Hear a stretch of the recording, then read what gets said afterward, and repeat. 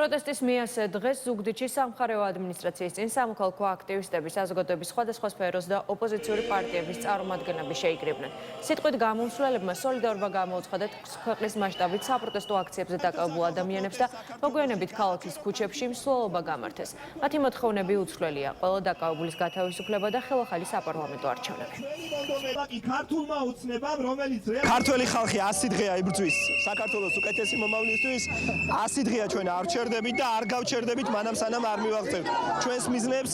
ჩვენი მოთხოვნები არის ხელახალი არჩევნები, რეჟიმის ტყვეების გათავისუფლება და ახალი არჩევნებისთვის საჭირო რეფორმების ჩატარება. ეს არის გზა, რომელიც საქართველოს წაიყვანს ევროპისკენ და ჩვენ ამ გზაზე გაჩერებას არ ვაპირებთ. ამ მასმა დღე მოგცა ის, რომ ადამიანები არ უშინდებით არანაირ ჯარიმას, არანაირ დაჭერას, არანაირ დაშინებას და ვდგავართ აქ იმისთვის, რომ დავიბრუნოთ ჩვენი წართმეული არჩევნები და დავიბრუნოთ ჩვენი ქვეყანა.